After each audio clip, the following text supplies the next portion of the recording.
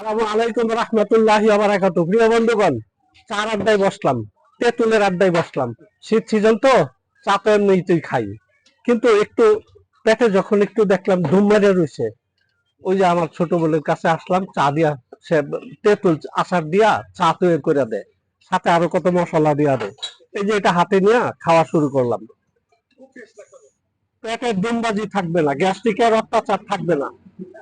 বিশ্বাস করলেও, বিশ্বাস না করলেও চলে যাবে ইনশাআল্লাহ। গাড়ির আওয়াজ হচ্ছে, সাথে সাইডে বসে রইলাম। আসুন আমরা তেঁতুল চা খাওয়ার অভ্যাস করি। যার শরীরে ওজন বেড়ে গেছে, আপনার খেতে পারেন তেঁতুল চা।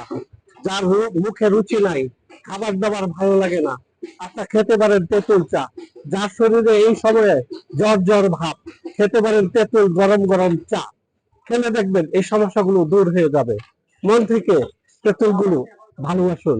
তেঁতুলের গুণাগুণ, ঔষধি গুণাগুণ অনেক কিতাবাদিতে পাওয়া যায়, মেডিকেল সায়েন্সেও তা পাওয়া যায়।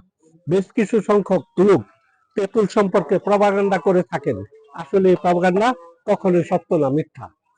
ওইগুলো করে থাকেন অন্যান্য ঔষধ কোম্পানির বেশ কিছু লোকজন মাঠে ঘাটে আছে। তারা ঔষধি গুণ গাছগাছরা থেকে, আল্লাহর প্রকৃতি থেকে যে সমাধান পাওয়া যায়, সেটা তারা অস্বীকার না করলে ওষুধগুলো চলবে না মার্কেটে। অতএব আসুন আমরা তেঁতুল চা খাওয়ার অভ্যাস করি, সকলে শরীর সুস্থ রাখি, সুন্দর থাকি।